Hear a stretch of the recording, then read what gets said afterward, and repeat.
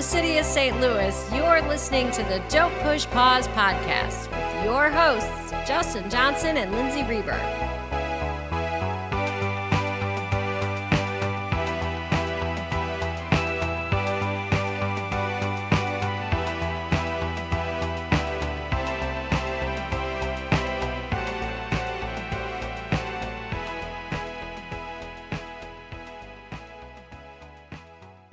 Welcome to Halloween week on the podcast. Welcome back, everybody. So we've had so much fun this month. Every October we do an extra bonus episode, as well as keeping all of our movies horror movie centric for the month of October. And you're listening to our bonus episode. And we wanted to go.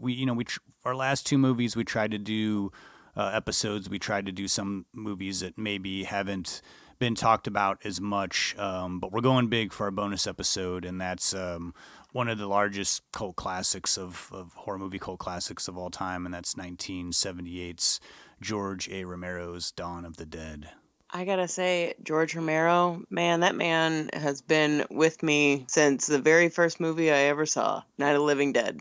The man's a genius, seems like a wonderful human being, and I can't get enough of his films. One of the more positive things to come out of this pandemic is the resurgence and interest in drive-in movies. I've been going to drive-ins consecutively for like the last 10 years, but I've noticed Night of the Living Dead is getting played in rotation quite a bit amongst all the drive-ins in the country.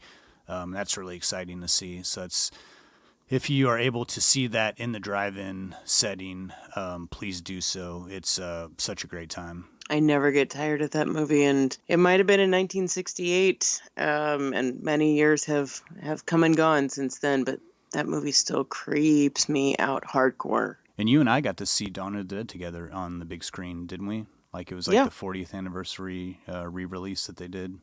We did. We certainly did that. A couple years back. Mm-hmm. I think that was at the Moolah, wasn't it? Yeah, the Moolah. Yeah. R.I.P. to the Moolah. Yes, R.I.P. to the Moolah. So we've got a lot to talk about, a lot of ground to cover for this bonus episode. We hope you'll stay with us. We'll definitely get into a little bit of Romero's career, and then we'll dive in heavy on the pre-production and production of the feature film.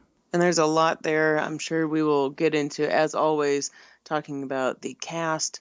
We'll go into special effects, which are pretty fun in this movie.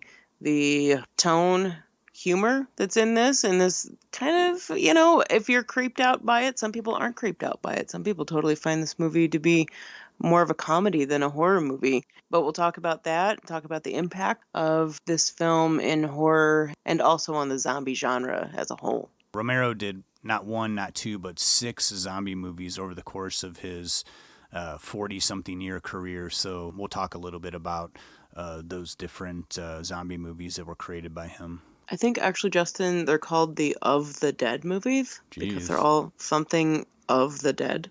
We'll talk about the Of the Dead movies, all 6 of them. And there might be one that Justin and I agree is one of our favorites that maybe might not be your favorite. That's where the controversy of our discussion will come in. Yeah. Yeah. So after our Romero talk, Dawn of the Dead talk, we'll of course get into our picks of the week, which we've continued to keep in the horror movie genre. I decided to stay with Romero, and I went with his Underseen the Dark Half from 1992. What an ending, that movie. Jeez Louise. It's a very engaging film. I'm glad I finally sat down and watched the whole thing. I really liked it. My pick of the week, I stayed with I really enjoy the zombie genre in every kind of incarnation, even really bad ones to really great ones.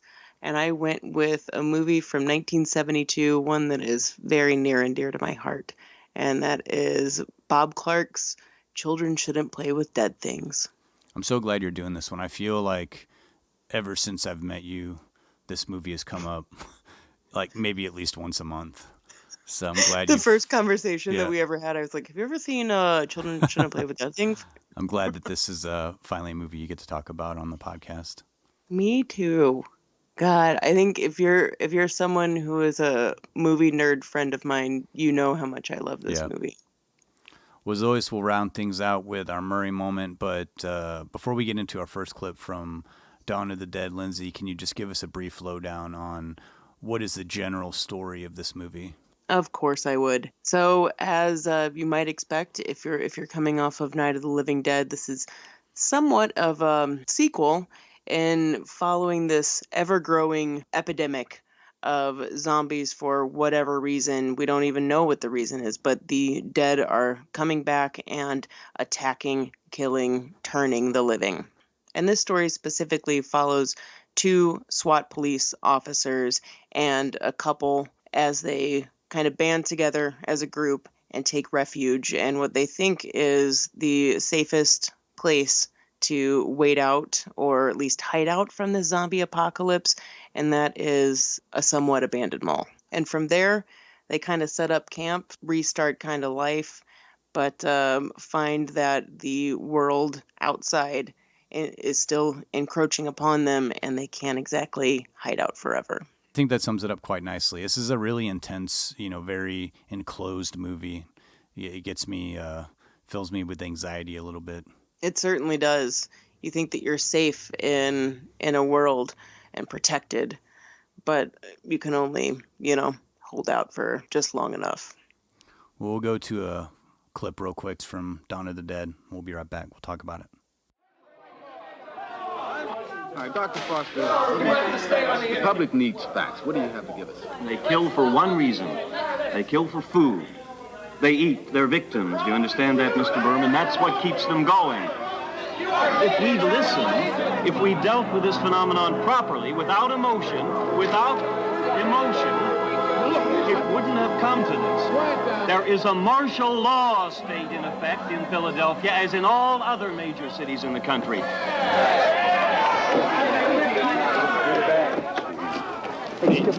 It's just crazy. It's completely insane. Hey, Donald, you know this guy on belonging goal? And the dire phenomenon.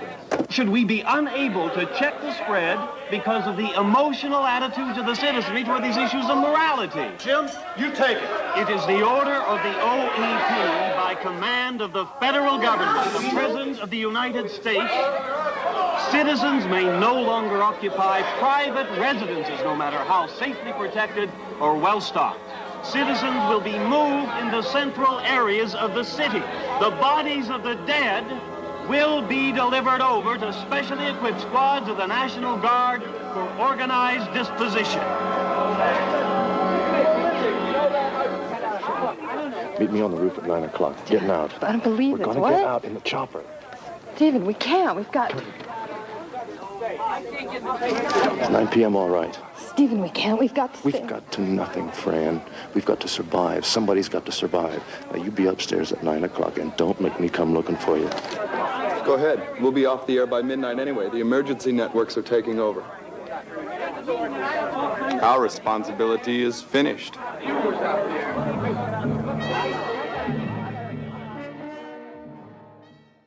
So before we start up our Romero talk, I just wanted to dip back in history just a tiny bit. I'm one of those people who really thought that the zombie genre started with George Romero, but I didn't realize that they had been around for quite some time, from the 30s to the 40s. Movies like White Zombie, King of the Zombies, The Ghost Breakers, and Blood of the Zombie. A lot of these movies weren't really taking the genre from like the contemporary modern lens that George A. Romero did. They focused more on like voodoo folklore and like Carnival of Souls, movies that kind of played more on like mind control and like making people like zombie-esque, like they were being controlled by somebody. And Romero really kind of took that and ran with it, really changed the genre to something that we know more of now. Like pretty much zombie movies post Romero's Night of the Living Dead kind of fell more into his line of like the dead returning from the grave and then like wanting, and it being more of like a disease and wanting to, feast on live human flesh and brain. But let's get into Romero here. Romero got his start in film, really doing like industrials, like shooting TV commercials, little short pieces, short films in Pittsburgh, and he sort of formed a pretty large friendship with people that were also working in production, and had a group of friends. There was about there was 10 of them total, so they made a production company called Image 10. They were helping each other out on different productions, and they all decided, what they wanted to do was do a feature. And like so many independent filmmakers that make horror films, like we've talked about before, the idea to do a horror film is always enticing because they're generally the ones that can be made for very, very little money and have a very, very much larger profit. And so Romero, with his 9 friends and production partners, decided to venture out and film Night of the Living Dead, which was a very low budget, self-financed feature film that really changed, like we said, the landscape of zombie movies as we know it. Yeah, it sure did. And in 1968, every one of these, 10 people kicked in $600 each and made this movie possible. Now they would, go film for 3-4 days or so, and then they would, go shoot a commercial, something to actually pay the bills and like get by. But they pretty much lived at the house where Night of the Living Dead was filmed. So when it was released, Night of the Living Dead made a little money, but it didn't really pick up any speed until it was discovered in France. And France kind of went crazy over it. And then reviewers in the US took note of that. And that's where it started becoming more of a thing. And it started showing up at these midnight screenings. And so at that point, people started saying, hey, George Romero, that sure was a creepy movie you made there. What about a sequel? And Romero was not into the idea. And like, if you think about it, we went from 68 to 78 is when the sequel, Dawn of the Dead, that we're talking about, it was 10 years. So he really, really resisted making a sequel. So during that time period, he wanted to venture out. He didn't want to get typecast as the zombie filmmaker. So in 71, he made a movie called There's Always Vanilla. Season of the Witch came after that, and The Crazies was after that as well. And these were all movies that kind of dealt with creepy stuff or, something of the like that was outside the mainstream norm. There wasn't just a straightforward, romantic comedy or anything like that. Romero definitely was always influenced by the horror genre in one way or another, but looked at things in an off-kilter way.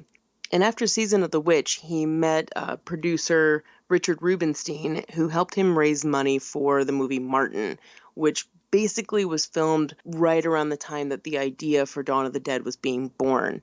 And Martin, I don't know if you've seen that, but that is a very interesting take on the vampire genre. I really enjoyed it. It's very strange, and one of the reasons I appreciate George Romero is to look at the vampire genre the way that he does in that film. So at the same time Martin was being made, a friend of his actually contacted him and asked him to come tour a mall in Monroeville, Pennsylvania. And, you might think, why would somebody want to go tour a mall? Well, remember, in the late 70s, malls really weren't a thing, that they were, especially in the 80s, 90s, what they are today. So Romero's friend, Mark Mason, asked him to come check out the mall that he's kind of the manager for the company that owns the mall. As they're looking around, Romero starts noticing all of these people that are just joyously shopping and just participating in consumerism and loving every second of spending money. And, he's thinking about this from a whole other perspective, just like an outsider perspective. And during their time walking around, his friend, also shows him these secret corridors that you could basically hide out, like what we see in Dawn of the Dead. And his friend says hiding out in a place like this during a nuclear attack or something like that would be a perfect place to be safe. And Romero thinks to himself, I wonder about a zombie apocalypse. So, thus, the idea for Dawn of the Dead was born when he gets to see kind of the behind the scenes, the skeleton, the idea of what is behind them all.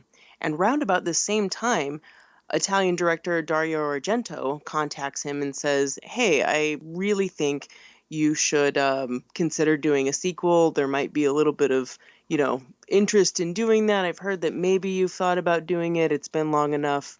What do you think about that? And Romero says, it's funny you bring that up. I actually have an idea, and this is kind of what I'm thinking about. And Argento says, perfect.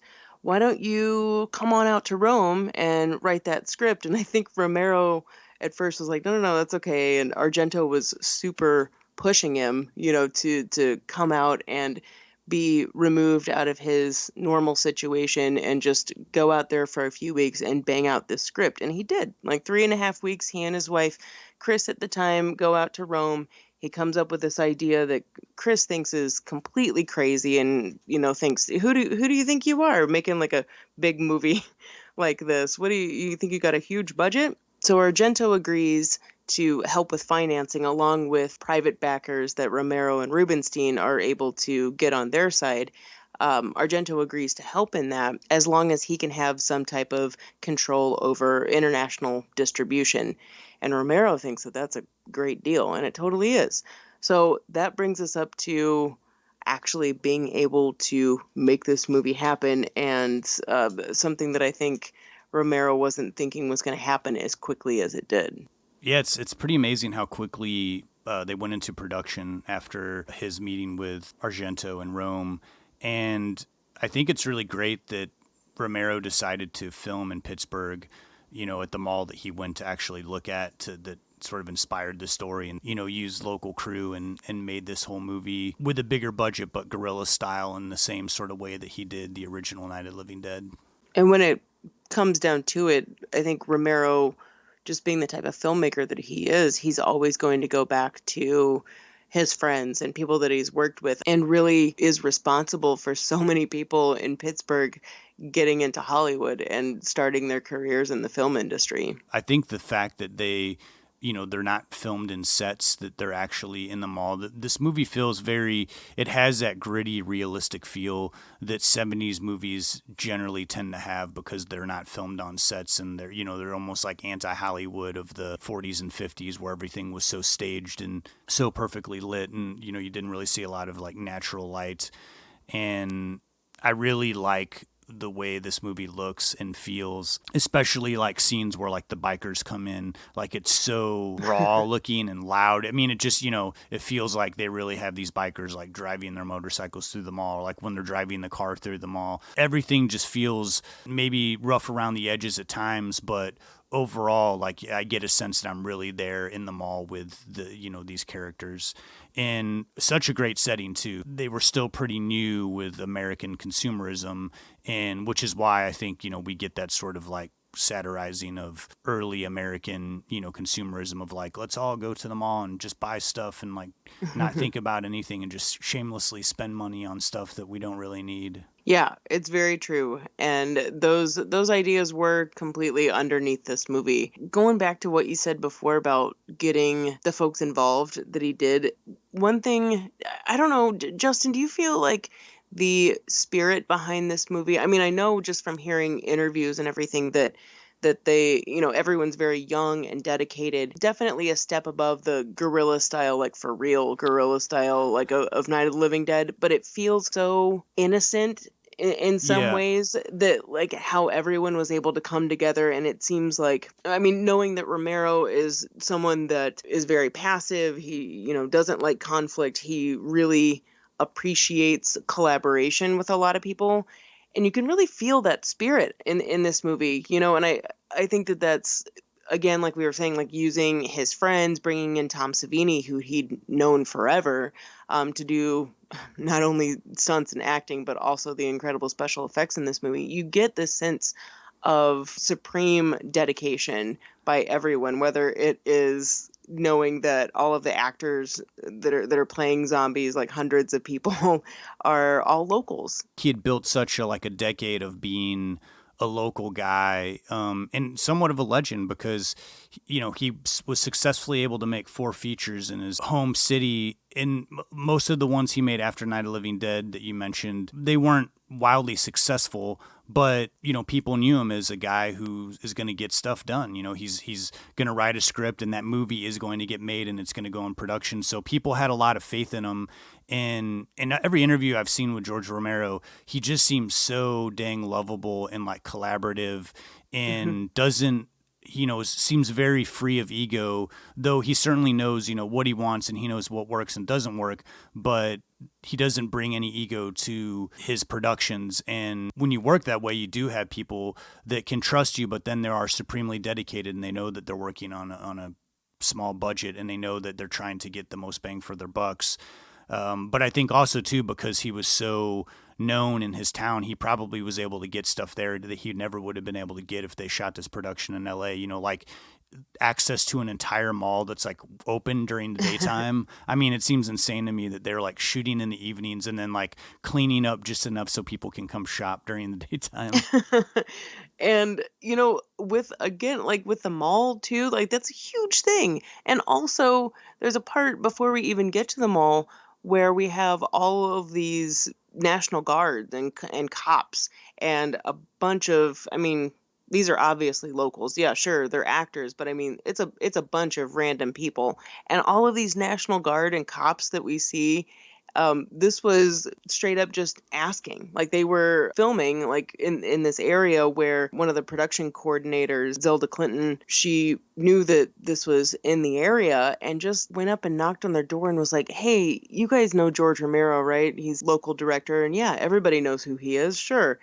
And she just says, "We're doing another Dead movie. Can the local National Guard be involved in, a scene or two?" And without even hesitation, they were like, "Yeah, sure. No big." So all of that was just, those are real, real military folks. And I mean, that just by itself shows the dedication, gutsiness, and also kind of a fly by the seat of your pants mentality behind this movie, that as long as everyone's willing to take risks and work together, that idea of community was really the base of Dawn of the Dead.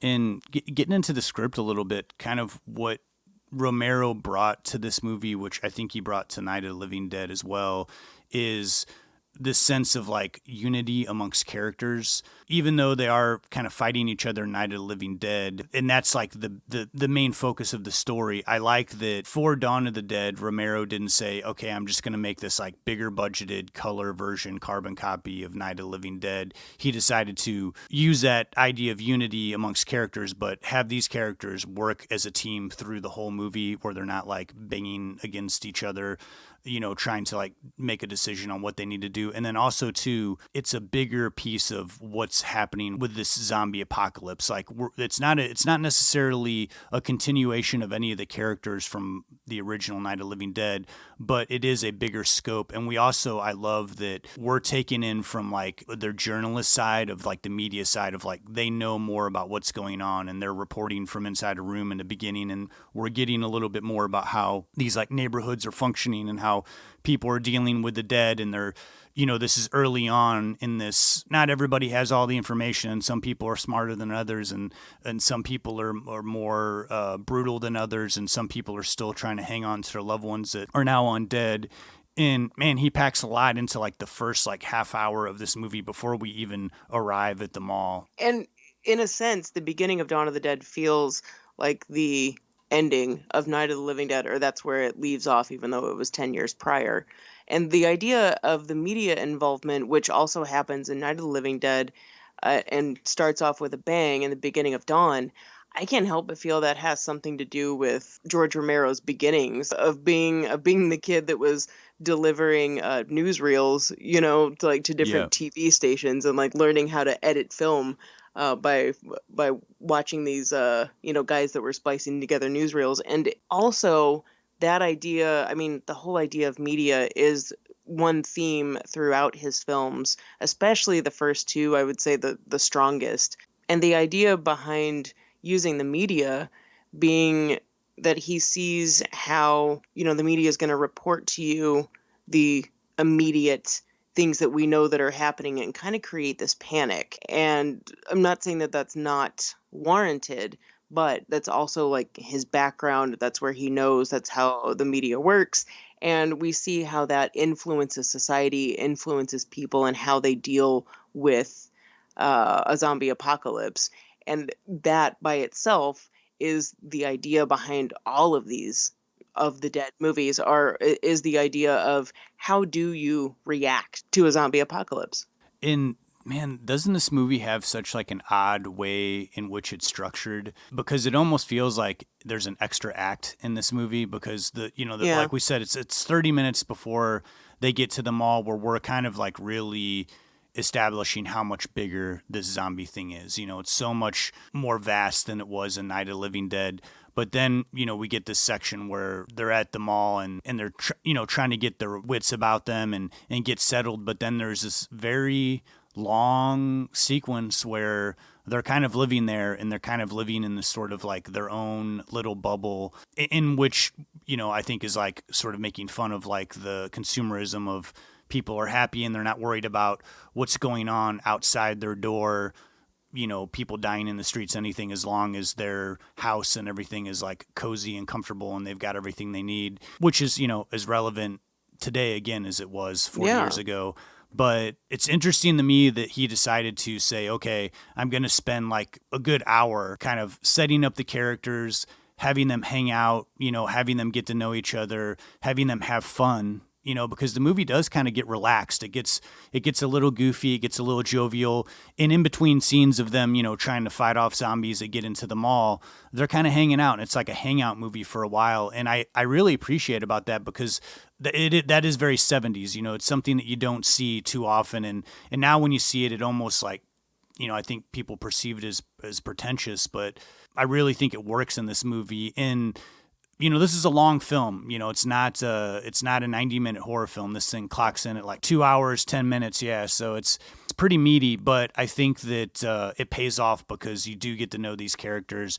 And like any good horror movie, once you get to know a character and you really like that character, you don't want to see that character die. So it ups the ante and it does make it more intense. And you do get more connected to the movie and, you're rooting for characters. You sure are rooting for these characters. And even though Romero seems like he's more interested in the concept or multiple concepts behind what's being said in Dawn of the Dead, you do care about the characters.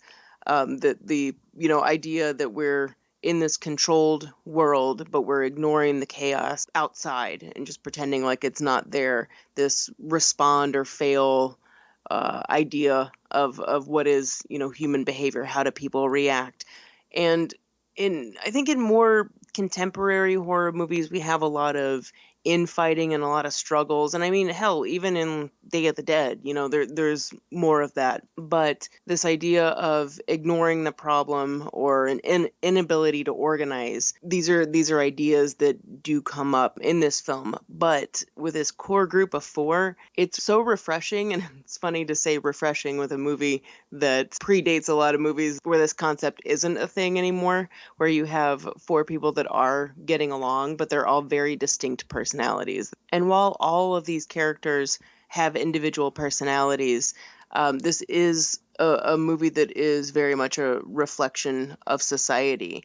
And it's not to say that, movies that came after it wasn't necessarily a reflection of society, but this, I think, is kind of regarded as the zombie movie. Like when you think about a zombie apocalypse, this is the one that influenced so many ones to come after it, and it's been widely imitated in all of the years subsequently. Yeah, and several other things too. I think this movie really established the idea of having like a team effort in a horror movie.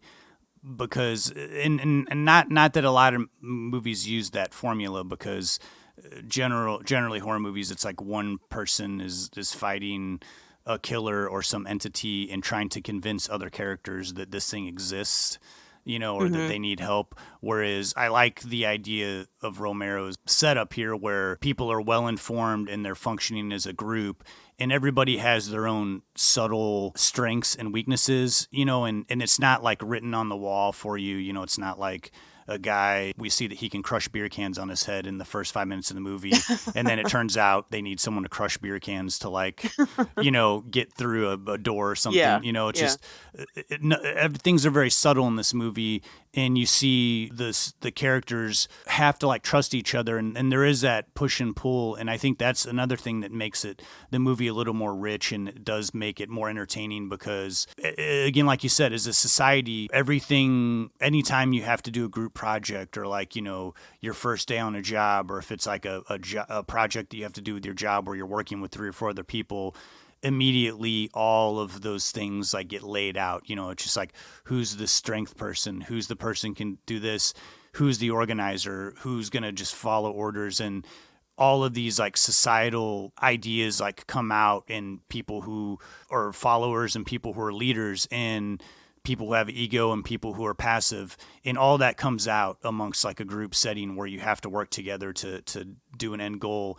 And I think Romero like kind of jabs at that throughout the movie, you know, of like these people trying to work together and what they need to do and what their strengths are. And I enjoy that because to me, it makes it more relatable, you know, and again, it gives me that same anxiety of like, you know, trying to work within a big group and you know, hope you're not the one that like screws it up for everybody and they all die.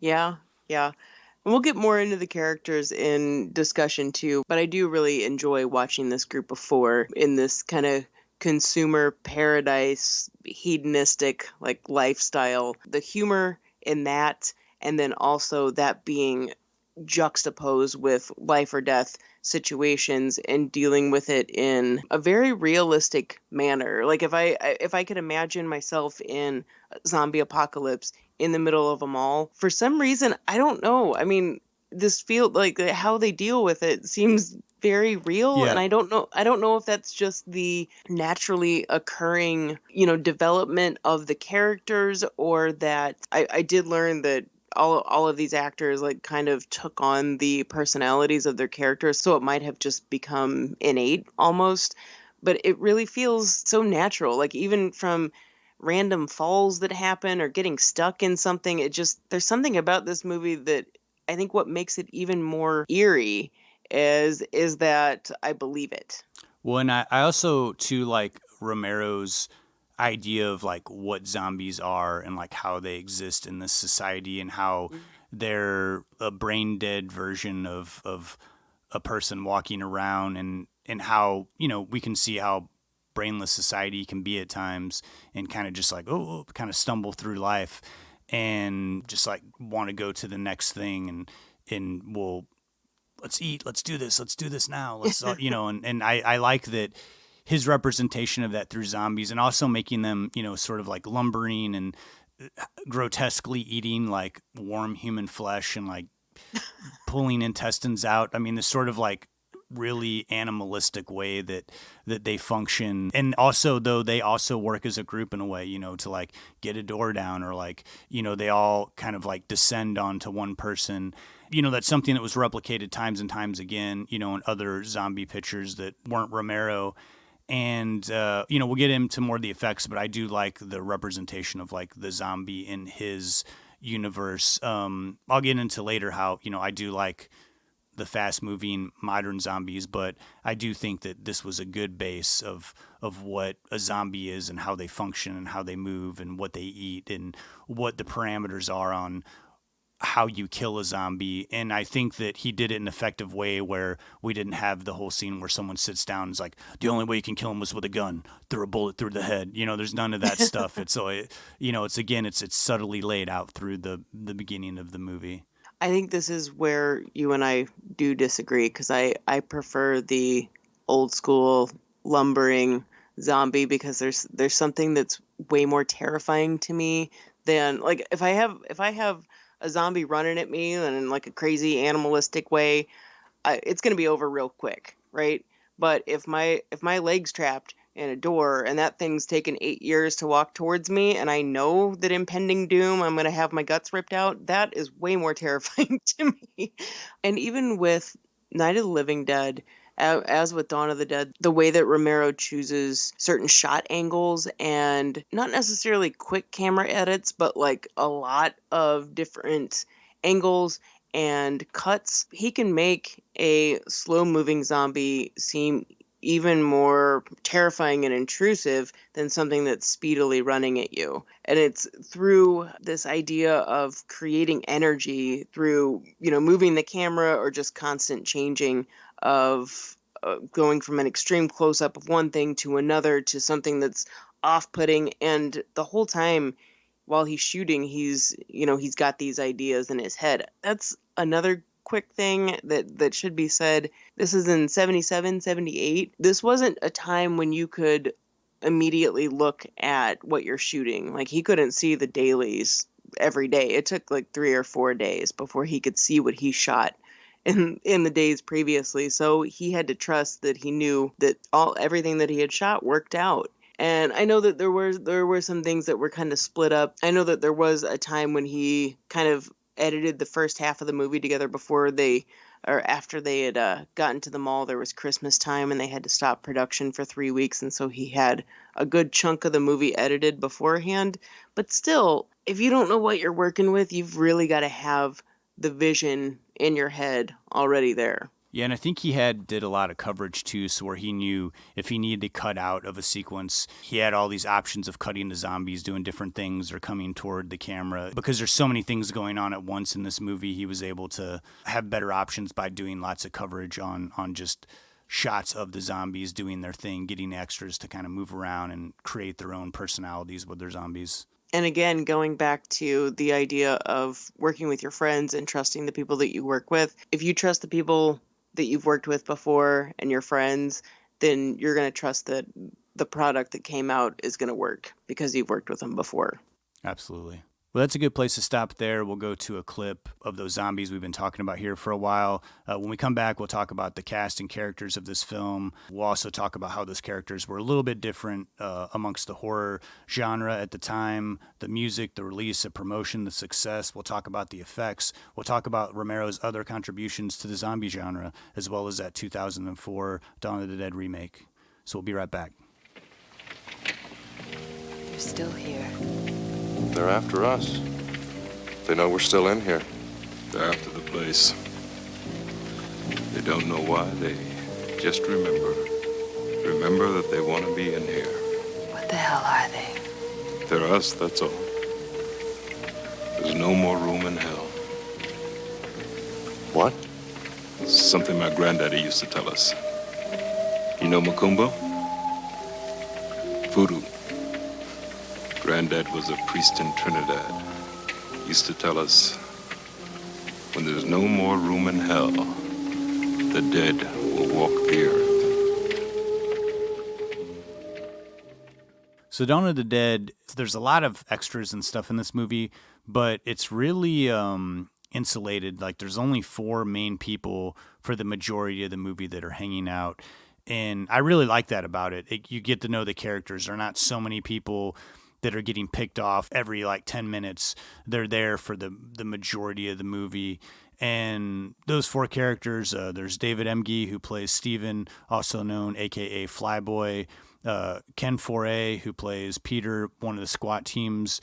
His friend and coworker is Scott Reiniger, who plays Roger. And then there's Galen Ross, who plays Francine, who works at the station with the David Emge character. They're in a relationship. She works for the station behind the scenes, and then he flies the helicopter that the news station uses. And there's really not too much clashing. They kind of work together pretty quickly as a team and kind of bond pretty quickly. There's a tiny bit of I think friction between Ken Foray's character and David Emge, because there's that machoism going on where he doesn't think he's worthy, but then they all come to realize it's like, this guy's the only one who knows how to pilot this helicopter. So if they're going to fly out of here to another place, if the mall gets too crazy with these zombies, he's the one that's going to be able to get them out.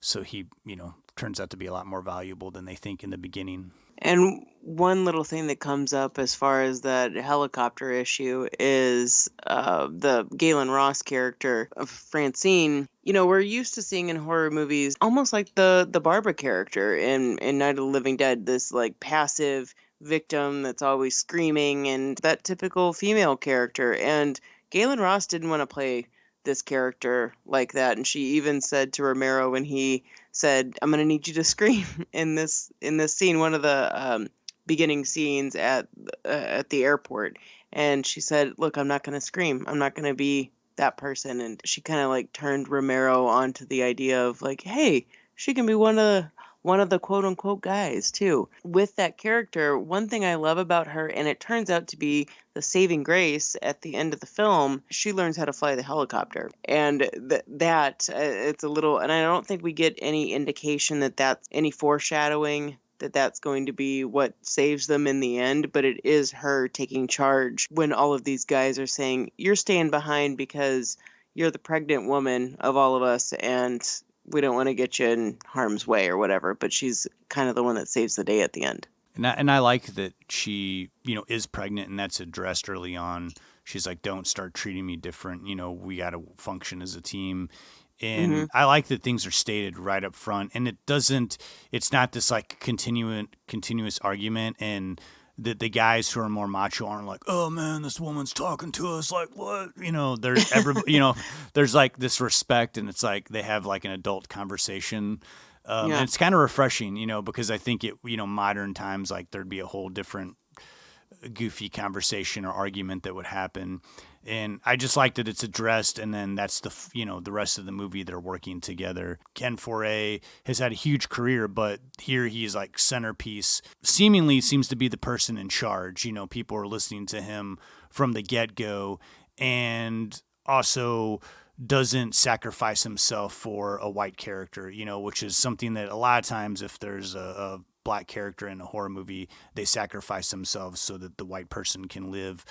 Not that that's like the intention, I think, of the movie a lot of times. It's just that's how it has played out historically in horror films. And this is one that, early on kind of broke that trend, especially for, 70s horror. It certainly did. And also with the Ken Foree character and Kevin Reinecker, they have this friendship in Dawn of the Dead where it's the big guy and the little guy type of thing. And there is this, Ken Foree is almost the big brother to Kevin Reinecker, who's kind of, he's a loose cannon.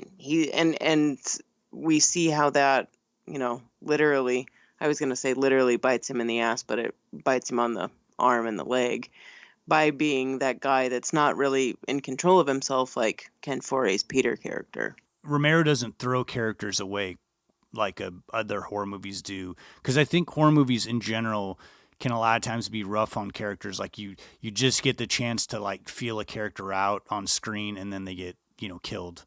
And Romero, even though the Roger character, the co-worker SWAT team member to Ken Foree, once he's injured and bitten, he still helps out, even though they're like pushing him in a cart and he can't walk anymore, but he's still helping out until he starts getting sick, of course. I love that he's still a pretty huge part of the plot for a while, and then we also, his character is used to show us that if you're just bitten, it's not like you turn immediately in 24 hours.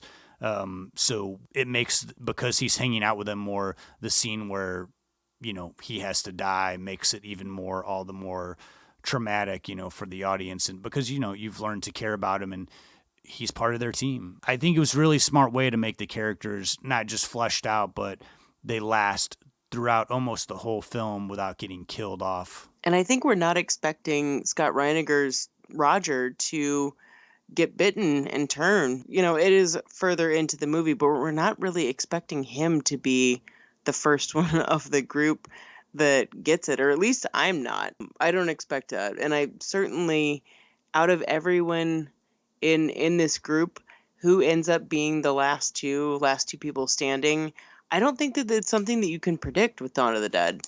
And I don't know about you, Justin, but the last two characters that are standing in this movie, the first time I watched this, I wasn't expecting it to be them. I wasn't expecting it to be Francine and Peter, It's not a movie that kind of sets up like who's going to die or who's going to get it, because they all seem to be pretty practical about the situation, minus when, there's just the long sequence where they're just kind of hanging out and living there. And I don't know that's being unpractical. They're trying to kill time because they're stuck there, and they're hoping that they're going to get some kind of new news. But I do also like that these characters kind of make a plan and they follow it, and nothing that they really do in the movie seems wildly questionable. There's other movies where they're like, okay, here's what we're going to do, and it just seems impossible, like a Mission Impossible type movie, but you're like, they're going to pull that off. But in a survivalist type movie like this, you kind of want the characters to not go too far out of like what you would think you would do in that situation. And nothing that they do seems too like wildly risky or like questionable. Like it seems kind of logical and like practical, and like, this will be the best move. Stay in this side of the mall. We're going to go down here for supplies in this side. Here's an area that doesn't have as many zombies, so we'll secure that off, and then we'll enter through an area that has fewer zombies, and we'll kill the few that we have to. They seem very logical, and I love that because a lot of times within the horror genre, and there's so many illogical movies that I just love that are just so ridiculous and crazy, but I enjoy movies in the horror genre that seem grounded and intelligent like this one is, and that's again what makes me as an audience like care about these characters. And when Stephen Flyboy gets it to me in the elevator, that is like, that's one of the roughest death scenes for like, a character that you like getting killed. Yeah. I do have to give him a good, I'm going to stand up and slow clap for that zombie performance, though. David Emge is awesome as a zombie. Yeah, he really was 100% in. Like, I don't know if it's the, like, walking kind of on one foot. I mean, it's meant to be funny, right? Yeah. Like, he's playing the revolver that's just, like, dangling off of his hand. Yeah. I laugh at that every single time. I think it's so funny. And even though David Emge and Scott Reiniger both get turned into zombies, in the original script, Ken Foree and Galen Ross also die at the end of the movie, and that's not the original theatrical release. But in the script, the original ending to this movie was so much darker, so much more bleak than what we see. They decided at the very end to go with a very up ending, and that was due to the assistant director, Chris Forrest, or Chris Romero, George Romero's wife at the time. That was at her suggestion. And horror movies really weren't her thing, but she always believed in, what George did. And this was one of the times that she said that George listened to her. She said, this whole time, this movie's so much fun, and it's an adventure, and you're ending on such a bleak notion. And that bleak notion being that Ken Foree shoots himself, commits suicide, as does Galen Ross. And God, hers was originally scripted as putting her head in the, what do you call, propeller? No, not propeller. The helicopter blades. Yeah, was putting her head in the helicopter blades. I mean, I can't even imagine, I can't imagine seeing that, but this ending was so much more bleak. But they decided to go with this up ending, which I think was a great decision. However, I totally think Tom Savini could have pulled off both of those death scenes and made the impact of them that much more meaningful. Yeah, I wouldn't have minded a bleak ending because I feel like the ending's kind of open-ended, but I do like the fact that Ken Foree does, he stops himself from like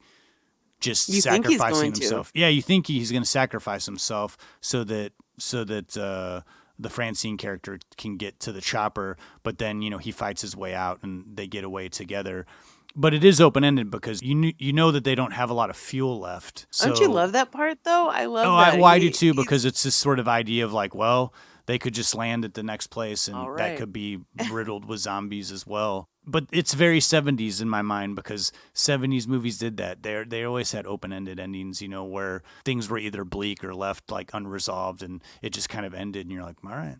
I think in some ways it's unexpected for this to have as happy of an ending as you can have in a zombie apocalypse, where I don't know how any zombie movie is going to have a happy ending, really, because they all end with, well, it's still an apocalypse and there's zombies still roaming the earth. But at least the open-endedness, and I mean, Francine's going to have a baby. Like, this is... They don't have a good outlook. There's a lot that's just there resting to the imagination of how bleak things can get, Yeah. But there, admittedly, kind of part of me really wants to see what special effects master, actor, and stuntman Tom Savini would have done with a decapitation. Man, can we talk about for a second just a couple of maybe our favorite special effects moments? There's so many. I mean, there is, it's not a helicopter decapitation, but the top of a skull is taken off of one zombie, and I'm never expecting it every time. I mean, I'm waiting for it, and when it happens, it's like, oh, dang, that was good. I'm not a gore hound, but I'm not like, I don't turn away from a movie when I'm watching if it gets gory, unless it has to do with eyeballs. You can't do eyeballs? I can't do eyeballs, not like needles going in eyeballs, that kind of stuff. But for the most part, I'm not squeamish when I watch movies. But the eating of the intestines gets me a little, like, ripping intestines out, and like they're like, maybe because I had a hernia once in my life, but there's just something about like intestines like bursting out while getting eaten that I feel like that's the most like graphic part of the movie. And this movie is surprisingly graphic. Like, I kind of forget that, and then you're watching and you're like, yeah, wow, there's a lot of, very gratuitous violence and like things being like torn apart, that in some ways, you can say this movie is a play on like how, we as humans treat animals, and like, after things are dead, it's like there is no humane thing, like, but we as humans, like, we preserve the dead, we have rituals of the dead, and it's like the sacred thing. And this movie really takes that taboo of like being sacrilege with the dead, and like, I mean, really like props it up front and center. And it's true. It can, it can be off-putting if you are one that can't handle that kind of thing. Chris Romero said that Tom Savini and George Romero would often run something by her, and if she was really grossed out and disturbed, they would be like, we're going to go with it then. Yeah. because to her, there was so much in this movie that she just was like, oh my God, I can't believe we're doing this. This is just obscene. This is awful. But what makes it so wonderful is that it's so believable and so grotesque. And even though the blood in this movie is so red and so vibrant and very unbelievable, to me, it makes it easier to stomach watching something that does have a lot of gore in it. Yeah. Because like Romero was trying to do, he was trying to make it this comic book kind of over the top, not Italian horror, even though Dario Argento was involved, but not like that over the top blood spatter or like redness of blood, but this idea of being somewhat unrealistic. And also, I mean, that's the blood color that they had to work with. It wasn't until like Day of the Dead that they got the secret. And it's been said a million times anytime anyone's talking about Tom Savini, but he was a war photographer and used the things he saw, the carnage that he saw, and used that in his makeup work, and was trying to create some of the things that he saw in real life that most people are lucky that they've never seen, and he put that on camera. And that's why I think a lot of his effects, he really made a name for himself, because some of that stuff is pretty shocking. It just looks so real for the time, and people just hadn't really seen graphic violence in that way before, that just looks so like genuinely gross and real. I watched more than a couple interviews with Tom Savini talking about this, like being a combat photographer, and after he would take these photos and look at them, and he could distance himself from it. And granted, he had a lot of PTSD after the fact, but he took it in and was able to take all of those awful experiences and really, I mean, do a complete 180. I mean, granted, he was in the service, he was in Vietnam for like it was to support his family at the time, but he took that experience and turned it into like art, which is amazing to me, and really showed that, his talent went, he was kind of always a jack of all trades, I think, like just through his family lineage, but his artistry and ability to create something on a very minimal or no budget, or just working with what you have around you to make the most believable effects. Somehow he was able to do it. He was just a very resourceful and inventive dude who couldn't have been more excited at the prospect of creating something that was going to make George Romero jump out of his skin with like glee. just someone who has so much knowledge and is such a team player that can kind of like help facilitate multiple aspects of production, especially dealing with the coordination of a stunt or with effects.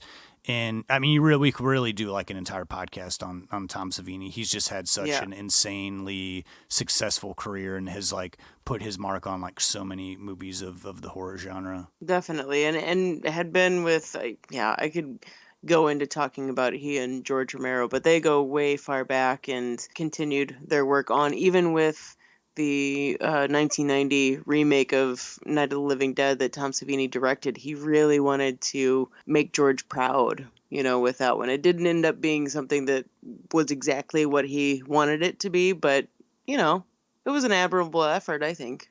I don't know. That movie's not terrible. I think it's all right. Again, like I said, you could talk about Savini for like 2 hours.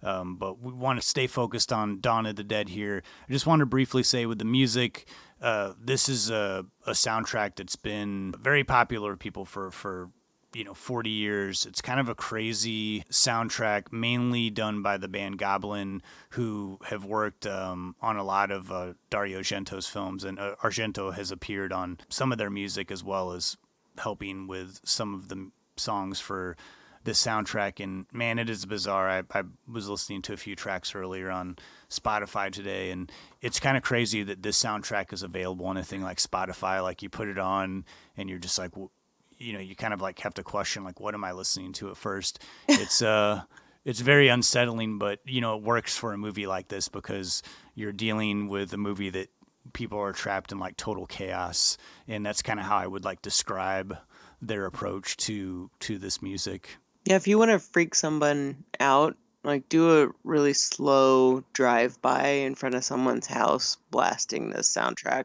You might get the police called on you because it's surely you are unsettled. Well, talk quickly about the release of this movie. It was really a big hit internationally. It was a big hit in America. It has remained for 40 years to be one of, the biggest cult classics of all time. It's been called the definitive zombie movie, and it really made George Romero become like the father of the zombie film. Like he's associated forever with zombie movies because of this movie, because of its impact. When it came out, I mean, this is the horror, you think we've talked about 70s horror before, and where we were in the horror genre, and we were like at the early stages of the slasher genre. And this was something that was just kind of totally different. It was like totally different from all that stuff and really shook things up and kind of blew people away because they knew Night of the Living Dead, and, that was smaller and in black and white and felt very much more like a, again, like talking about like a drive-in movie, and this one just seems so much bigger in scope and critically acclaimed. Just a great success story for an independent film that was made for like, a couple $1 million.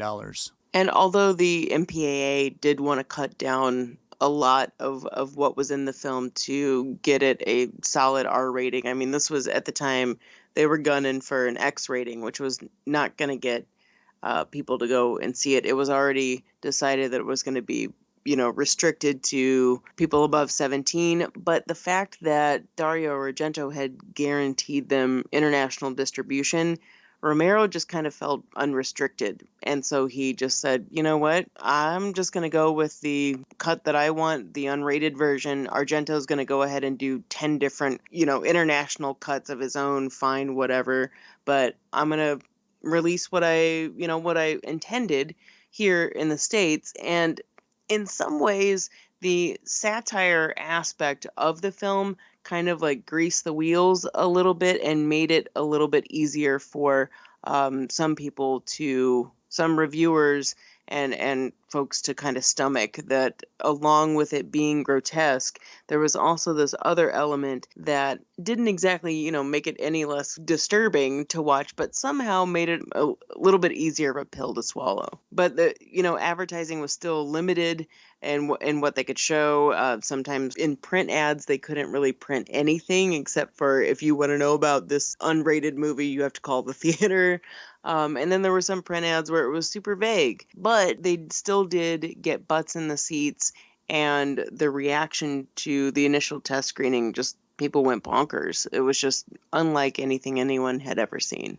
And I'll say the Dawn of the Dead, the original poster, is amongst, I think, one of my favorite movie posters. It's so gorgeous and kind of creepy and ominous, and has such a killer tagline: when there's no more room in hell, the dead will walk the earth.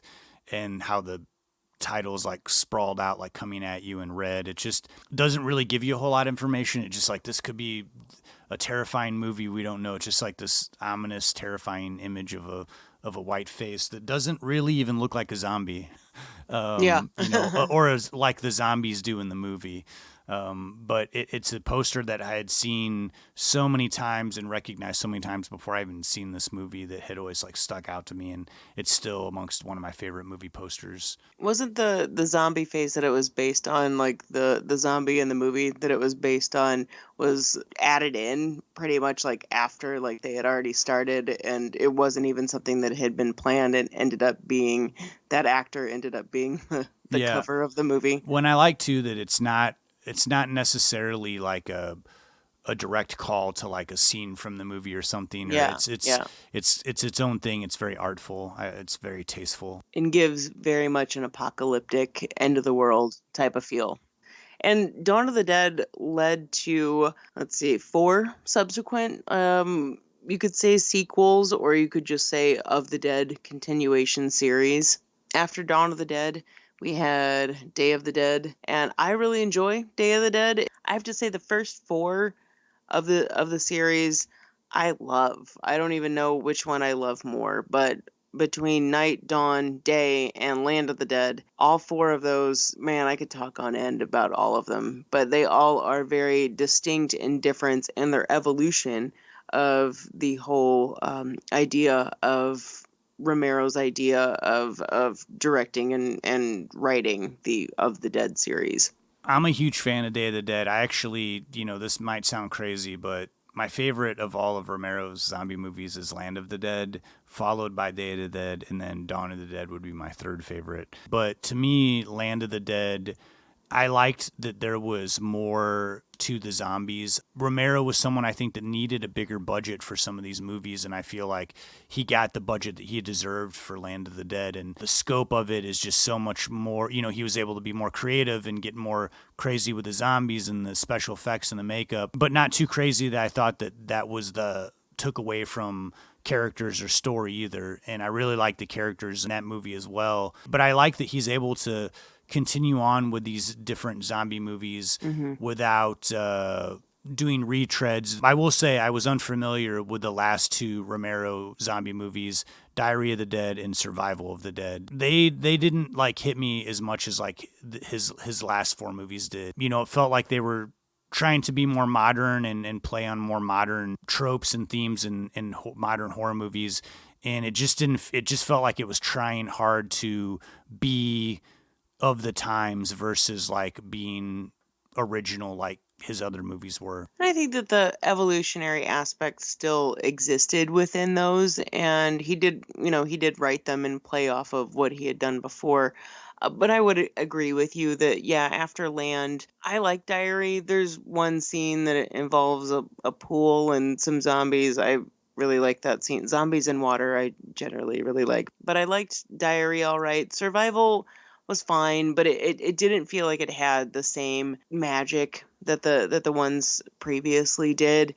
I do, for some reason, I love that he still continued to make them, though. I'm still gonna watch them, and not in just a completist way. I think it was just the idea, that George Romero, even though he started out after Night not wanting to be the godfather of zombies, that's what he was, and I think he grew to embrace that. You got 5 subsequent sequels after your movie in 1968. That's pretty cool. I think the fact that Day of the Dead and Land of the Dead are so good are a testament to him being such a good director and writer and creator. But it's hard to, you make some of the best, most well-known zombie movies of the time. It's hard at the end of your career to say, how do I top that? Especially with smaller budgets, I think, that he was given for the latter films. I don't think I threw my head into the ring here, Justin, but I agree with you. Land of the Dead's my favorite, and then Day of the Dead. I know that might sound blasphemous to some listeners right now, but I'm being 100% honest. And this is coming from someone, and I'm talking about right now in my life. I just watched all 6 of these movies in the last 2 weeks, and I can verify with 100% accuracy. With all of these, though, there might be different situations that I would want to, like, if I was in high school and having a slumber party, I would put in Dawn of the Dead more so than any of them. If I was going to a drive-in, I would rather watch Night of the Living Dead. If I'm at home, I'm probably going to put on Land of the Dead. There are all of these aspects of them that I appreciate. I need to rewatch Diary of the Dead. It's been a second, but I remember it. I remember it pretty well, but I bought it at V-Stock for $5, so you can take it next time I'll buy it off you. I'll consider that a verbal contract. Well, now with Dawn of the Dead being so great and all these other great Romero zombie movies that we had available to us, there didn't really seem to be a need or necessity to have a remake of Dawn of the Dead. But in 2004, Zack Snyder did just that. It was more of a reimagining, if you will, sort of similar to what Rob Zombie did with Halloween, except for Zack Snyder kept the story and the characters and the location much more similar to how the original Dawn of the Dead was, except for he added a lot more of his own style, tone, and humor. But I'll tell you, was it warranted to have a remake of Dawn of the Dead? Not really. Did I enjoy the hell out of it? Oh my God. Because we were doing all this, I was like, oh yeah, I never did see that remake. And I just assumed that it was awful. And I turned it on and I don't know, man. I really, really loved it. I mean, I thought it was super scary. The first 20 minutes were so intense. And I loved that it just was kind of rip-roaring. Like, there was no setup or anything. It was just like, boom, within like 5 minutes, it's like mass chaos. And it felt very chaotic. Like, it was an unrelenting movie. I think it lost its edge, as it went on because it was trying to mix so much humor with horror. But I really, really liked it. And I mean, it's a movie I think that I would definitely watch again. And I definitely liked it a lot more than the last 2 Romero zombie movies. Please don't write me hate mail for that. I went to see this in the theater, and as someone who's always really loved George Romero and went into it being like, man, this is going to suck. I know it. I left being like, damn, my ass just got blown away. And it had been quite a few years since I'd seen it. And I popped it in this last time and was making some graphics for the podcast. And within like the first 3 minutes, I just like had to put down my iPad and was like, I can't do anything because I'm completely engaged in like this first half. This is intense and crazy and a whole different feel than the original Dawn of the Dead. But I mean, great. That's awesome. It's a remake. It should be. I want it to be a different feel. There also was a remake of Day of the Dead, trying to play upon the success, I think, of Dawn of the Dead. I don't know if it necessarily achieved that, but why not? I'm still going to watch the original Day of the Dead, I think, over the remake. It's been a wild ride for me doing this because I've honestly never been one who's really been into zombie movies. It's a genre. I mean, I've always loved horror movies, but the zombie genre is one that wasn't one of my favorites. And so I was apprehensive at first when we, first decided to do this movie because I wanted to go all in and, watch all of the Romero zombie movies and watch other zombie movies. And I feel like I've changed a little bit. I've really grown to like this genre quite a bit. Some of the other stuff that I've seen, like TV show Walking Dead and other zombie movies where they're more modern, I do think they don't quite have the grit and the intelligence of his original early creations. Now, Greg Nicotero, who does do The Walking Dead, who has been involved with Romero for quite a few years, and I think it took over for Tom Savini after he stopped doing effects for Romero.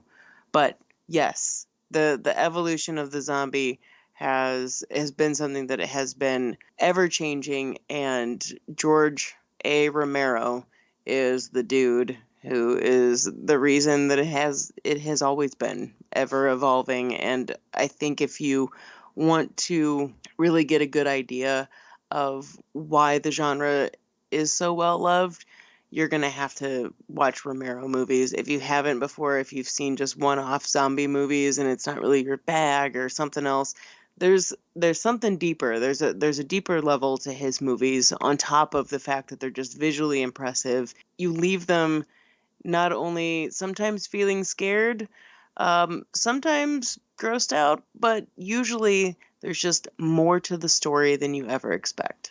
Totally. Well, let's stop there on Romero. We'll come back for some final thoughts at the end of the episode, but let's move into our picks of the week. Lindsay, you know I stayed on the Romero tip, but you went a slightly different direction with your beloved movie, Children Shouldn't Play with Dead Things. What can you tell me about that movie? Well, first, I'm just going to say finally. I'm finally doing a movie that has always felt like my private, low-budget zombie horror movie that no one else has ever seen. I am, of course, very wrong, and there is a cult horror hound underground who know this movie quite well. I thought when I discovered this movie 20 years ago for 50 cents on VHS that I had discovered gold just by the cover art. But this 1972 zombie horror, pretty sure half comedy, has always been an invaluable addition to the movie cove that is my life. I love it first and foremost for being completely bizarre. It centers around a theater troupe whose leader or director, owner of sorts, a guy who has a huge superiority complex. He's taking some of his main actors out to an island which has a cemetery, a couple streetlights, and a caretaker's cottage. I know I said this was a zombie comedy, but it's not like a knee slapper, not like what you think of, a comedy today. My all-time favorite zombie comedy, My Boyfriend's Back, which I've talked about before, is an overt, very obvious metaphorical dark comedy. The comedic element here involves sarcastic, quippy, judgmental dialogue, usually trading jabs between the narcissistic leader and the others who clearly do not like him at all. The comedy is really only present with this gang for the first 2/3 of the movie before they realize that corpses are rising from their graves. Up until that point, we're following an egocentric a-hole who's trying to scare the actors in his company.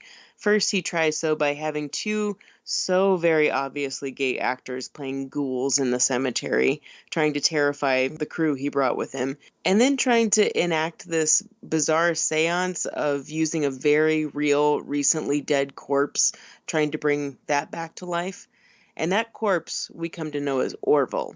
And Orville has his revenge. I should say that I'm always a sucker for a Scooby-Doo situation, and the visual representation of the characters in Children Shouldn't Play with Dead Things is very Scooby-Doo-like. But don't get it twisted, there's not like a mystery here. It's only the visual comparisons which are undeniable. As half of the group tires of the leader's antics and his desire to bring Orville back to the caretaker's cottage for something so random and bizarre, I'm not even going to ruin it, this group of 6 continue to further indulge their master. As Alan, the leader of the group, bullies the others into going along with his dishonorable plans for Orville through music and an eerie sense of foreboding that has been following us all throughout the movie, we begin to understand that something isn't right. The group might have thought that their seance to raise the dead didn't work, but boy were they dead wrong.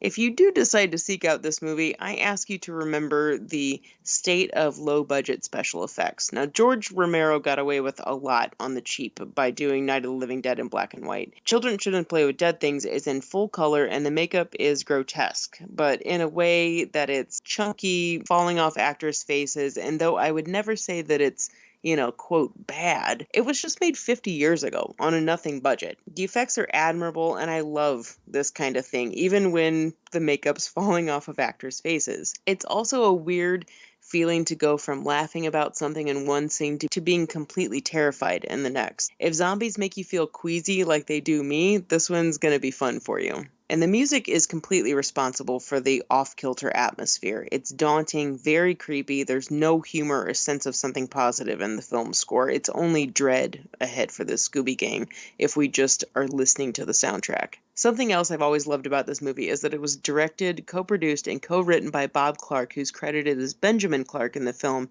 who directed A Christmas Story, Porky's, and his most revered film, 1974's Black Christmas. Many people who worked on the film were college friends of Clark's, including Alan Ormsby, who also plays the jerky theater troupe leader and co-wrote the film. I'm not going to spoil the rest of the movie because once zombies descend upon the cottage, we can assume it's going to be zombie rules as we know them. And before Romero changed the game with everything post Night of the Living Dead, I'm going to state it right now. This movie brought up the ludicrous idea of zombies having the ability for a tiny bit of thought, even if we just see it for a moment.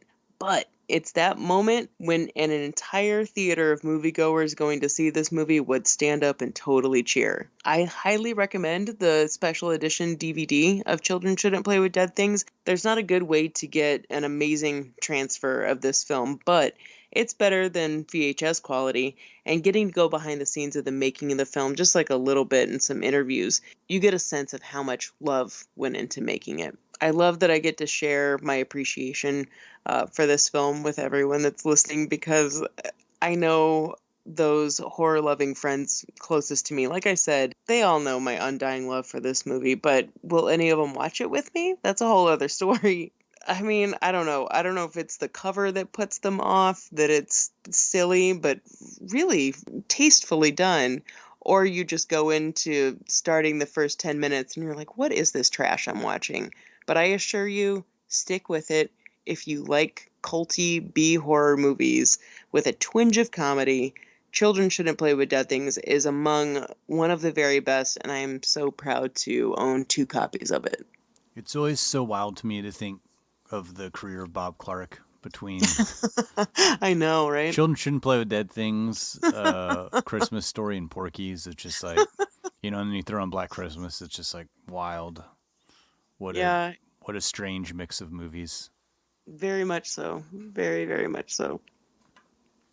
Well, maybe I can convince you to watch it with me sometime. I don't know. I'm down if we ever get to hang out again. I know. Pandemic times, right? More like blandemic times. Oh, it's so true. Tell me about The Dark Half. I mean, I did just recently watch it, but I would love to have you tell me about it. The Dark Half is, I think, considered to be a part of this career in Romero where he was making studio pictures. He was mainly an independent filmmaker. He made his movies on his own terms. They were distributed wildly by studios, but when he was actually making them, he wasn't getting studio funding. The Dark Half and Monkey Shines were his moment where he was backed by a big studio with bigger budgets. And it could be argued that he did better off as an independent filmmaker versus having studio backing. I know he clashed with the studio quite a bit, but The Dark Half, with a bigger budget, it lends to a slicker Romero. The Dark Half is also Romero adapting someone else's work. It's him working with Stephen King again after their collaboration on Creepshow. And Stephen King wrote the novel, The Dark Half. Romero adapted the screenplay. And it's a very effective, creepy movie. I don't believe it makes a whole lot of sense toward the end. You really have to kind of suspend disbelief. But the overall storyline is enticing. Romero was again able to shoot near Pittsburgh in his hometown. And it's about this writer played by Timothy Hutton who, in the opening of the film, quite a creepy opening. He's a kid.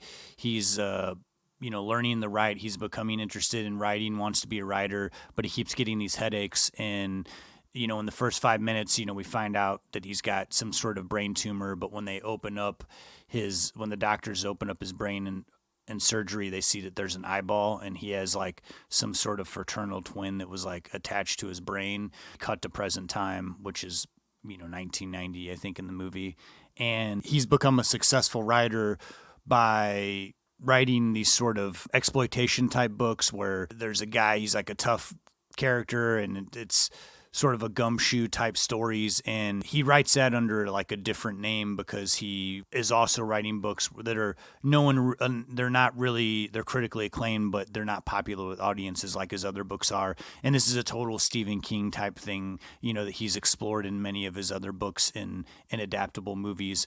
But Romero handles the material really, really well. It's very intriguing. It starts out, you're interested in the character. Timothy Hutton is so great in it. His wife, played by Amy Madigan from Uncle Buck fame. Timothy Hutton is a teacher. He's teaching English. at a college, and he ends up getting framed by someone who finds out that he's been writing under an alias, and so he decides it's time to bury that alias. He's going to go on and write the non-exploitation books that he's wanted to write.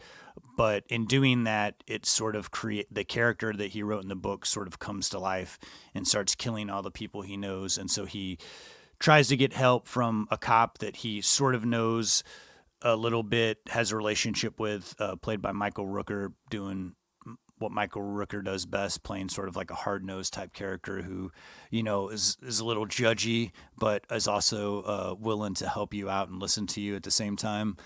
And he just does it so well. He does. From here, the movie, I don't think it ever gets bad, but it kind of gets a little shaky, because it kind of turns into this slasher movie for a while this alternate character from his book is going around killing everybody he knows. And because the people that he's killing, you only saw for a brief moment in the beginning of the movie, like this guy's book editor and the person that works with him at the distribution house. You're like, wait, who are these people? Or at least I was anyway. I was like, wait, who are these people that he's killing? And it starts happening really fast and kind of comes down to like a fight between Timothy Hutton and his alter ego. Kind of dips into territory that, we've seen in a lot of horror movies, where a horror movie starts out strong and things kind of get convoluted and the ending isn't very satisfying. I won't spoil it. Not that I'd be able to explain it very well of like what actually took place in this small amount of time that I get for our pick of the week section. But I think it's definitely worth a watch. I think that there is a lot of Romero in this movie, and I think it's kind of an underrated Romero movie. And the sad thing about this movie is that it was made by Orion Pictures, which eventually went bust in the early 90s. And the movie was supposed to come out in 1990, but because the studio was in so much turmoil, the movie Dark Half got shelved and didn't come out till 1993. And we kind of talked about this in one of our early episodes about Stephen King and how right around the early 90s, like 93, 94, horror movies kind of shifted a little bit and people were getting a little bit burnt out on the last decade they had of Stephen King adaptations. And I think this movie came right on too far on the tail end of that, of people like kind of being burned out, and didn't do well at the box office, was kind of underseen.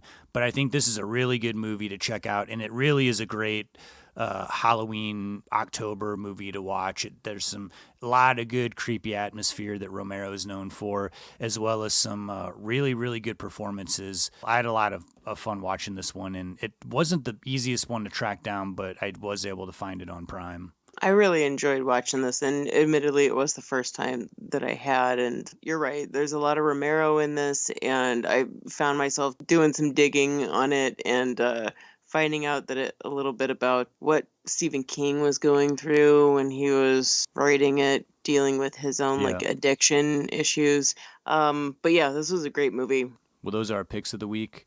Children Shouldn't Play with Dead Things and The Dark Half. Two very creepy sounding titles. I like that. I'm glad that we're ending our picks of the week for October off with these two titles. But let's move into something a little bit different. Here's your Murray moment.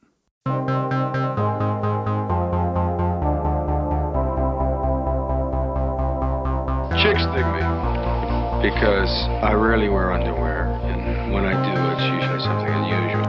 I think I need a root canal. I'm sure I need a long, slow root canal. You gonna come and shake my monkey tree again? Oh, what does that old queen know? She didn't even show. Hey, this is so scrumptious.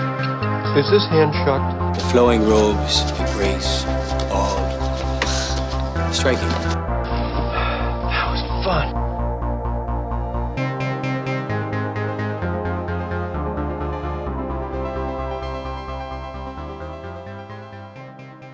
And Justin, try not to hate me for the Murray moment that I'm about to do. Okay. I know it's been a while since I've done a on the nose Murray moment, but I really couldn't pass up this opportunity. Like zombies, ghouls, Romero. I mean, this subject matter, I just had to take us to the Jim Jarmusch movie, The Dead Don't Die, from 2019. I had a feeling you were going in this direction, and I know you know my disdain for that movie, even though I love Jarmusch. I know. And I've been going off the rails for so many episodes now that I just was like, you know what? I'm going to take us down this road, but you don't know what I'm going to say. So there's that. Now, if you out there have seen this, and Justin, I don't know if you've noticed this, but there are a few shout outs to Romero's Night of the Living Dead in this. For one, it's in Pennsylvania. The short beginning in the cemetery of the movie. There's also the 68 Pontiac Lamont we see in the film, teens cruising through the town, even directly reference the movie. Romero's influence is all over this, and Jarmusch readily admits that. Now, Jim was the writer-director, and in his quest to nab Billy for the lead role, he went to see Bill, Jan Vogler, and friends perform at Carnegie Hall. He playfully told Billy that he's just been trying to track him down and he has the perfect film for him. Bill read it, enjoyed the story, and once he found out that Adam Driver was involved, he was a fan of Driver in Jarmusch's movie Patterson. He became even more stoked about the idea of being in it. Bill and Adam did riff some lines here and there with some scenes, while Chloe Sevigny played the more straightforward role, but for the most part, the actors stuck to the script. It was surprising to Sevigny, though, how much Jarmusch didn't really have anything storyboarded, only planned out shots, which is pretty atypical for any major production, but is also very Romero, kind of going back to that whole idea of being influenced by George Romero. But Sevigny had worked with Jarmusch and Billy before on Broken Flowers. It's a film that's close to my heart. So the scene was kind of familiar. And Tilda Swinton is also in this movie. She was a friend of Billy's and such a creative creature herself. It's a really impressive group of actors, Bill said of the cast. And Carol Kane, I thought she was dead. Turns out she's very undead in the film. You Murray fans out there may remember Carol Kane as the ghost of Christmas Present in Scrooge, who shares some specifically memorable scenes with Billy. You would think that Bill Murray's a big improviser, but Bill likes me to be his audience, Jarmusch said of their times working together. And he has a really wide range, and he likes me to just kind of close it in for him, though. He'll improvise and come up with things, but it's not a wild approach on his part. He's a really controllable actor. He's very subtle and remarkable in that way. Jarmusch continued to say in his interview with Milena Resnick of the New York Times that Billy's acting style is one thing, but the man's not controllable in real life, and any effort like that would just be futile. And while immensely appreciative, he really feels lucky to have Bill's admiration and to have worked on so many films with him. Even during filming The Dead Don't Die, every Saturday when Jarmusch wasn't working and feeling drained from long hours, Bill would call him just to check in and see how Jim was holding up. Every week they'd talk for an hour or so on the phone just because Bill was concerned for his friend. Jarmusch even got walking pneumonia at one point during filming, but just kept on shooting. He's been very kind to me, protective at times. He's been very generous, and not just to me, but to all people he cares about. So just as a person, I value knowing him, Jarmusch said of Bill. Now, I'm not just going to end this whole moment on just talking about how great Bill Murray is. So how about a pretty fun story? It was raining, and we were waiting for the rain to pass. It was a New England summer storm situation, Savini told one interviewer. And we were just sitting in a cop car, and Bill said, "You guys want to go for a ride?" Jarmusch said that they must have been moving a camera or changing a set, something that took some time, and Bill just decided to take Savini and Driver for a joyride in the cop car. No one told any PAs, no producers on set. No one knew what was going to happen. The trio just pulled out. And according to Savini, Bill said after taking off, "Adam, do you have a phone? Chloe, do you have a phone? Adam, do you have any money? Chloe, do you have any money?" All answers were no. We're in a car with no money, no phones, no gas. And he said, "I remember this farm stand I went to a couple days ago. So we pulled over to this farm stand with the cop lights going." Jarmusch recounted the tale that he was told. They rolled up to some farm stand and jumped out, and the people were just alarmed. They noticed it was Bill, but they never recognized Chloe or Adam. And then Bill was like, "Hey, you mind if we take some fruit and stuff and we'll pay you back later? We're good for it." And they were like, "Okay." And so he brought some stuff back for the crew. Bill does things like that. Now keep in mind, they were on a tight schedule, and they might have been dressed as cops, but they also had real real looking guns on them. Pretty safe to assume that someone might have been furious about this timeout that the trio took, but hey, they brought back fruit and muffins. Come on, it's not so bad. Driver told the New York Times that after being gone for about an hour, that we miraculously made our way back to where we were shooting. And I feel like everyone was just like, let's just pretend that didn't happen. That's just typical Bill Murray, Jarmusch continued. We can be shooting, and he'll walk into someone's house that you have nothing to do with and come out a half an hour later with a plate of cookies, and you'll say, Bill, what the hell did you do? I just went in there. Yeah, but what did you do? Well, everyone was eating breakfast, and they said, hey, you're Bill Murray, and look, they gave me this plate of cookies for the crew. If you follow these Murray moments, you know this isn't the first time that Billy has been making sure that everyone has been taken care of and fed. My dive into Billy's involvement in the Dead Don't Die certainly gave me a fresh appreciation for the film, but can you imagine being those folks who were running the farm stand nearby? Apparently, Bill had been there many times before, so they were completely unfazed when he rolled up again. That story was pretty cute, I thought, and such a it just doesn't matter type of Bill Murray story. I like the short, cute little Bill Murray stories. I like that you pepper them in throughout the episodes. Stay tuned for my next Murray moment that'll be 25 minutes long. Don't worry. Yeah. Well, thank you for that Murray moment. Of course, as always. Well, we should wrap up this episode, wrap up October, wrap up all these horror movies. Do you have any final thoughts on Romero or Dawn of the Dead before we close out this month? Other than I could talk about Tom Savini for hours, I think. I really appreciate his work. Galen Ross, who was Franny. This was her first film. She hadn't acted before, and she was really concerned about being believable in this film, and ended up taking some acting classes during filming. Anyway, I think that they paid off. I really like Franny in this movie, and I really like that she was this strong female character in such a epic horror movie. Before we even really started to see that, whether it's, Alien. It's probably like one of the first where we see like a strong female role. And even with Ripley, she just kind of happened into that role. With Galen Ross's character, she was just kind of always like that. I mean, I guess Ripley was always like that too, but this was before Alien, and she was like, hey, Romero, I'm not going to be the damsel in distress. I'm not going to be Barbara from Night of the Living Dead. Okay? That's it. I like that. It's interesting that that's not talked about more with her character, but I also like the fact that Romero listened, as he seemed to do when people were giving him suggestions. I gotta say that's one of the things above. So, I mean, I love so many of his movies, but that he is so often described as a big teddy bear. And, I'm sure we don't know the facet of it, You and I haven't been married to him. We don't know the man intimately. What a real bastard he is, behind closed doors. But yeah, but he really seemed to put so much care and thought and appreciated the people he worked with. And I gotta say, I have mad love and always have for George Romero. And I am very proud to say that Night of the Living Dead was the first movie I ever saw or I ever remember seeing, even before a Bill Murray movie, even though it was round about the same age. It was like 3, I think, was when I remember seeing it was like Night of the Living Dead, Fatal Attraction, and Ghostbusters. Wow. I know. Those are all movies. Only one of those is acceptable, I think, for a 3-year-old, and maybe not even that. I don't know.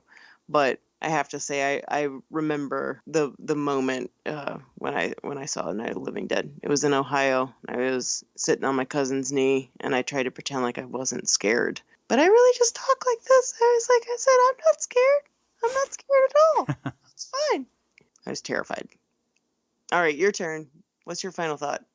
My final thought is when I was digging around doing research for Dawn of the Dead and Romero, I stumbled across an article about a lost film by Romero from 1973 that supposedly, as of as recent as June, is being worked up and getting some sort of theatrical release, or at least released on digital format. And it sounds like it's right up Romero's alley. I mean, he was commissioned by the Lutheran Society that wanted him to create a film to raise awareness about ageism and elder abuse. And supposedly a few people have seen this movie, called it very terrifying. One person wrote, The Amusement Park by George Romero stars Lincoln Mazzell as an elderly man who finds himself disoriented and increasingly isolated as the pains, tragedies, and humiliations of aging in America are manifested through roller coasters and chaotic crowds. It just sounds terrifying. And people have said that America is not ready for this type of social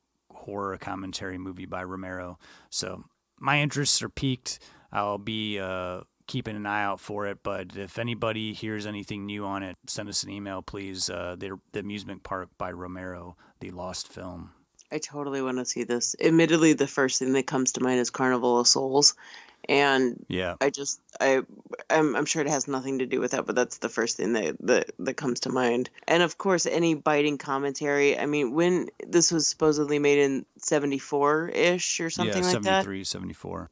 And man, R.I.P. George Romero. We really lost somebody so special and so important to the horror genre, zombies, just movies in general. We really did. And thank you to everyone for sticking with us through this episode, celebration of Dawn of the Dead, the zombie movie considered by so many, and for sticking with us through all of these Halloween episodes. I mean, starting off with Exorcist 3 to Ginger Snaps to now like one of the biggest horror movies ever made.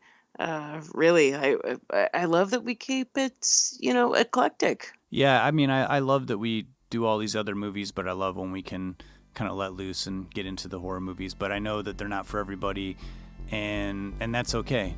So if you had to tap out for October, have no fear. The rest of the year here, we're moving into different genres starting in November with the movie Election by Alexander Payne, which we thought would be fitting, considering there is a semi-big election coming up here just around the corner.